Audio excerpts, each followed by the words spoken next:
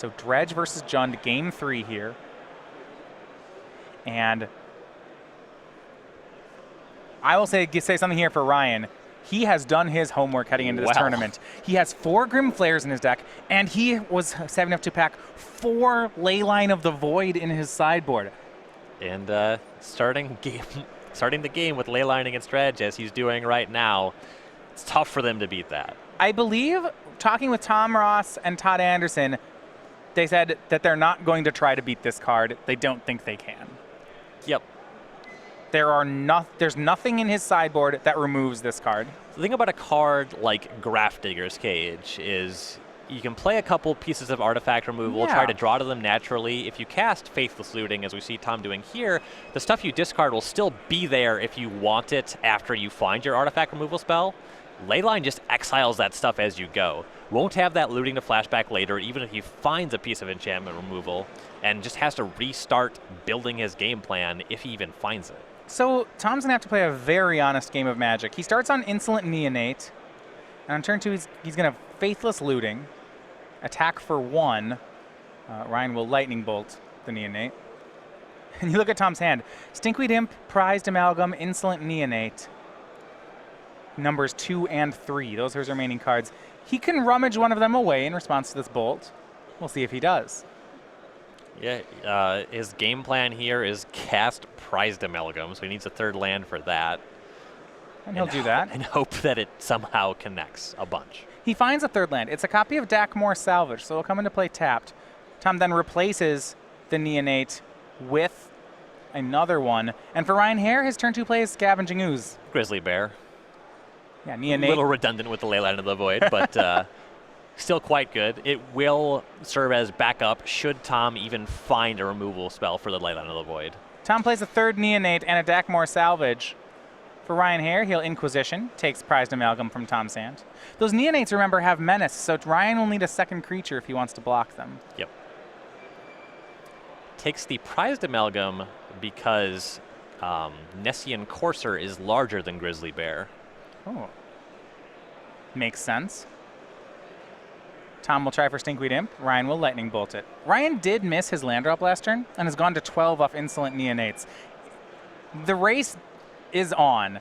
Stinkweed Imp puts Tom down to 11, and Tarmogoyf is the play from Ryan. So the game that the Dredge deck has against Leyline is more hoping that your opponent mulligans to a hand that's otherwise non-functional and trying to hard cast Narcomoeba, instantly Neonate, and hope that they're just not doing anything.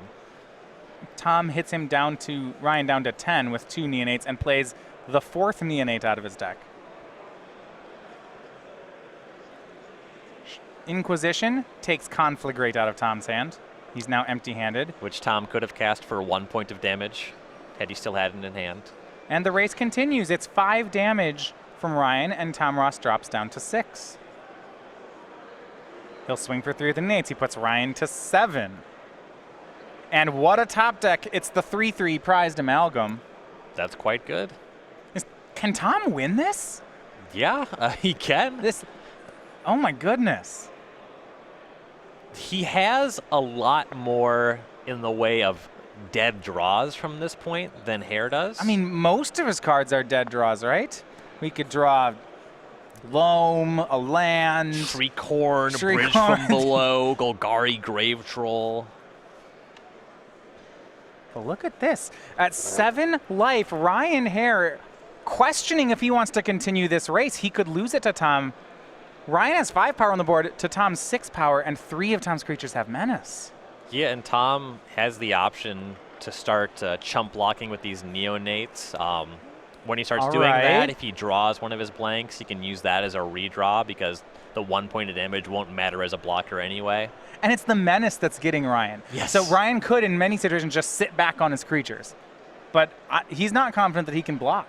Tom can't beat a Lightning Bolt anyway, so I like just taking 5 on the chin there. Yeah, Tom goes to 1. Now he untaps. Tom can put Ryan to 1. But unless he has a way to make that 1 into 0, he can't do it. So now he's going to have to make a calculated attack. So he's for sure attacking with Amalgam. The question is whether or not to attack with 1 Neonate.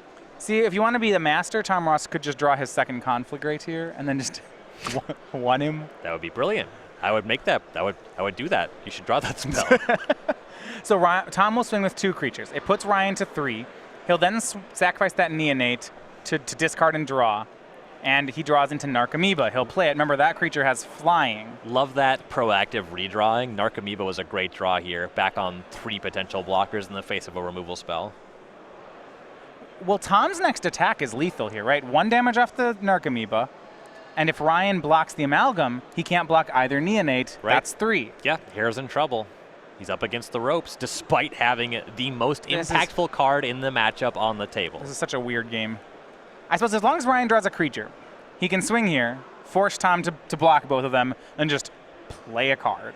Block the Amalgam, he'll be fine. He swings 1 Scavenging Ooze.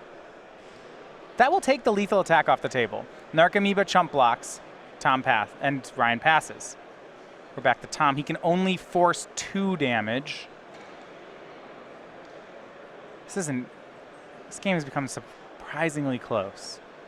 I think Grave Troll was the draw.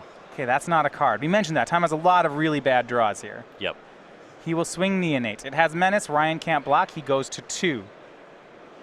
Previously, we saw Tom use the Neonate he attacked with to rummage on his turn. And because he's so low on resources now, I like that he didn't do that here. And now Tom just passes. He's not going to discard the Neonate there. He's already planning on rummaging with the blocker here. Ryan draws here. He's got some dead cards in his hand, among them a Thoughtseize. Certainly can't cast that this game. Yeah, I suppose, there's 4 copies of Leyline of the Void. Those are going to be dead draws for Ryan here as well. So he has some air for sure. Remember that Scavenging Ooze is only a 2/2? Ryan would love to find even 1 creature in a graveyard to eat just for the life gain. But right now, it cannot brawl through a prized Amalgam. Yeah, Tom is not playing a deck that's going to be good at killing Ryan's creatures. Ryan's dead on Tom's attack if he doesn't do anything, right? Yep. All right, so now we're on Ryan's turn. What is the play? And I think he's figured it out. This is a good one. He's going to swing Tarmogoyf. Tom has to block. Yep. And actually, it's interesting. Tom has to figure out which one he wants to block with. If he blocks with Amalgam, yeah, he's going to chump block with prized Amalgam. Yeah, now his Neonate attack is lethal unless Hare is a removal spell or a blocker.